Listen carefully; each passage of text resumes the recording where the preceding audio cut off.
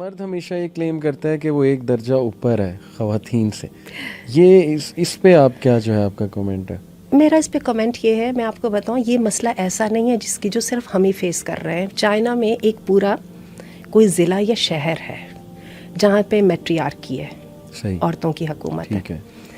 یہ نہیں کہنے کا مطلب انسان تجربے کر رہے ہیں. تبت کے علاقوں میں بھی کئی ایسے قبائل ہیں جہاں پہ جو ہے نا عورتیں حکمران ہیں، اور حقیقت ہے وہ عورتیں مردوں سے فیڈ اپ ہو چکی ہیں، ٹھیک ہے، کیونکہ وہ مردوں کو قائل نہیں کر سکی. اس سوسائٹی کا تو کیا ہوا وہ میں بعد میں بتاتی ہوں، یعنی ان کی کیا اصل ان کی پلائٹ کیا ہے. لیکن اس کے ساتھ میں یہ ضرور آپ کو بتاؤں گی کہ عورت کو یہ بات سمجھنی پڑے گی مرد کے بغیر اس کا گزارا نہیں ہے. صحیح. وہ سیکسسٹ ہے، وہ پراؤڈ ہے، ٹھیک ہے، وہ جو ہے اپنا کیا ہے فل آف ہم سیلف ہے. لیکن مسئلہ وہ جینرس ہے، وہ بولڈ سٹیپس لے سکتا ہے، ٹھیک ہے، اس کے پاس جو ہے وہ ایبلٹی ہے، اور وہ جو پراپرٹی سمجھتا ہے نا وہ اس پراپرٹی سمجھنے کے چکر میں بہت سارے اچھے کام بھی کر جاتا ہے. تو بات یہ ہے کہ یہ ہمیں سمجھ لینا چاہیے کہ دنیا میں کبھی بھی کوئی ریلیشن شپ ہمیشہ یہ آپس میں ایڈجسٹمنٹ پہ کامیاب نہیں ہوتی ہے. ایڈجسٹمنٹ سے مراد یہ کہ قائل ہونے سے کامیاب نہیں ہوتی ہے. آپ کے ہاں آلویز ڈفرینسز رہتے ہیں، ڈفرینسز کے ساتھ چلنے کا فن سیکھنا ہے. بہت شد کمپلیمنٹ ایچ ادر، یہ آپ کا یہ تو ہے. اپریسیشن از دی کی، کیونکہ اگر آپ وہ اپریسیشن نہیں کریں گے تو باقی کی چیز سے بھی جائیں گے. صحیح.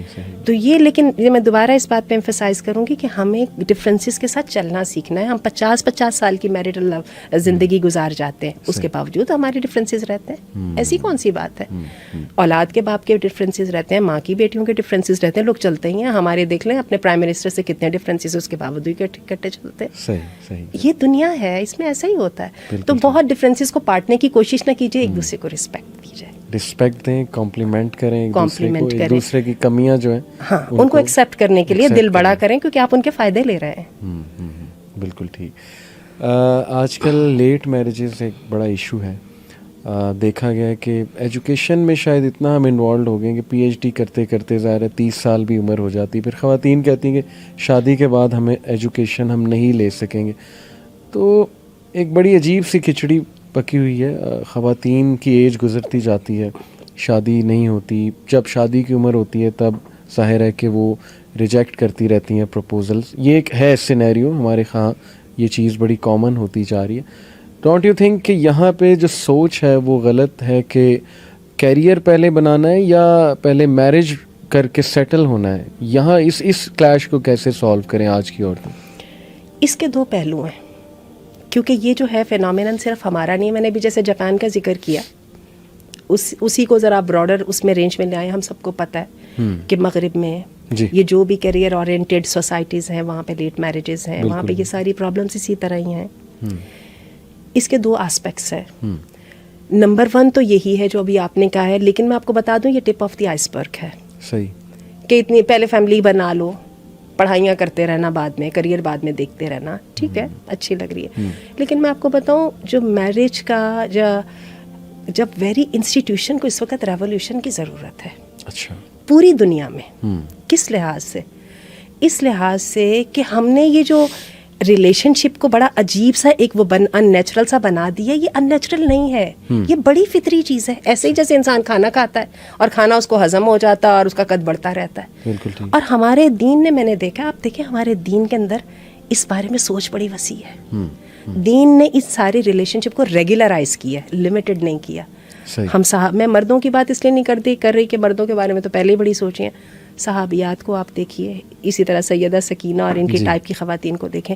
آپ کو نظر آ رہا ہے یہ شادیاں کر رہی ہیں، ان کی بیوگی ہو رہی ہے، یا اسے فوراً بعد میں دوبارہ شادیاں کر رہی ہیں، طلاقیں ہو رہی ہیں، اپنی شادی کے اندر اپنی سے رکھتی ہیں، اپنے شوہروں سے مطالبے کرتی ہیں، اور اس کو بڑا ایکسیپٹ کیا جا رہا ہے. میں اس سلسلے میں سیدہ خدیجہ کی مثال لیجیے. آج کی کیا ہماری کریئر اورینٹڈ ویمن کو اس سے زیادہ کوئی مثال چاہیے؟ جو 3 شادیاں کر رہی ہیں، خود سے شوہر کو پروپوزل بھیج رہی ہیں، کامیاب بزنس ویمن ہیں. اس سے زیادہ کیا ہو سکتا ہے؟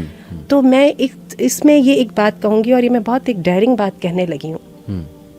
ہم مردوں اور عورتوں کو خاص طور پہ پاکستانی سوسائٹی میں, یہاں پہ پنجاب کی سوسائٹی میں بیٹھنے والوں کو زیادہ یہ بات سمجھنے کی ضرورت ہے. جتنے زیادہ لوگ پریمیٹیو ہیں ان کو یہ اس بات کی پہلے ہی سمجھ ہے. قبائلی نظام میں یہ چیزیں آلریڈی موجود ہیں کہ ہمارے یہاں پر ریلیشن شپ کے پرابلمس کا علاج پولیگیمی ہے, تعدد ازدواج. یہ میں نے بہت بڑی بات کی ہے. بالکل. اگر آپ مجھے انڈیویجولی پوچھیں گے میں بھی نہیں یہ برداشت کر سکتی. صحیح. ٹھیک ہے, ایک تو وہی منافقت, وہ ایمان کی کمزوری ہے. دوسری بات ہے میری سوسائٹی مجھے اس کے بدلے میں وہ دے نہیں رہی ہے جو کہ اس کے بدلے میں پرکس میں مجھے ملنی چاہیے. صحیح. اس لیے میں اس کے لیے تیار نہیں ہوں, نہ اپنی بیٹیوں کے لیے یہ چاہتی ہوں. صحیح. لیکن کیا میری عقل بھی نہیں کام کر رہی؟ میری ریزن بتا رہی ہے, اور اس کو میں بالکل میتھس کے اوپر سالو کر کے آپ کو بتاؤں گی. اگر آپ مردوں کو زیادہ آپشن دیتے ہیں آٹومیٹیکلی عورتوں کے لیے آپشن زیادہ آ جاتے ہیں.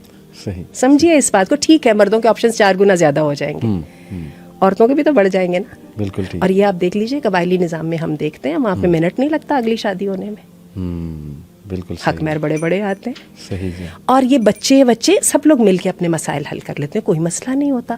اور اس کے لیے آپ دیکھیں قرآن مجید کی وہ جو آیت ہے وہ مجھے یاد ہے نوجوانی کے دور میں مجھے بھی سمجھ نہیں آیا کرتی تھی, جس میں ہم سمجھتے تھے طلاق ہوگی تو پتہ نہیں کیا ہو جائے گا وغیرہ. اللہ نے کہا وَإِن يَتَفَرَّقَا يُغْنِ اللَّهُ كُلًّا مِّن سَعَتِهِ.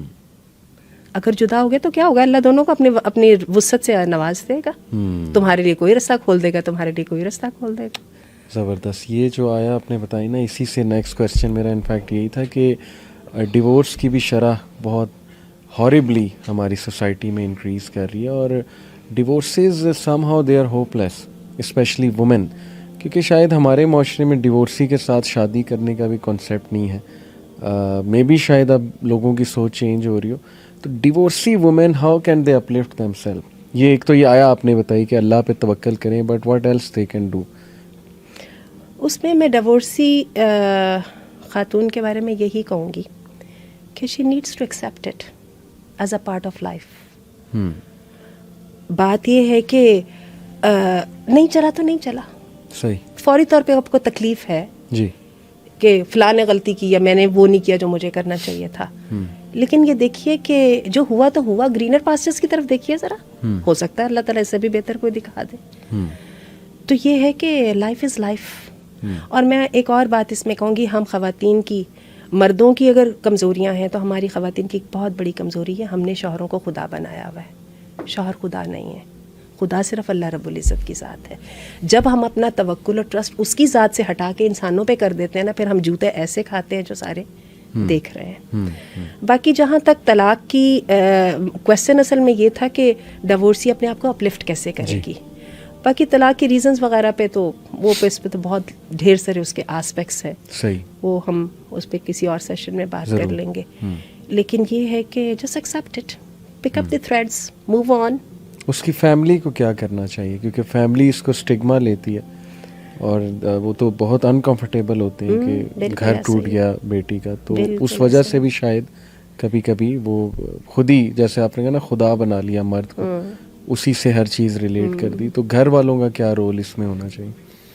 گھر والوں کا رول میں بھی یہی بات ہے. بلکہ میں مدر کے بارے میں یہ کہوں گی کہ میری اپنی بیٹی کا میں نے ڈیورس دیکھی ہوئی ہے, اور مدر کا رول میں اپنے آپ کو اس وقت ایک ہی بات کہتی ہوتی تھی کہ وہ صرف مجھے دیکھ کے تو حوصلے میں ہے, اگر میں ٹوٹ گئی نا تو وہ مجھ سے پہلے ٹوٹ جائے گی. مجھے یاد ہے.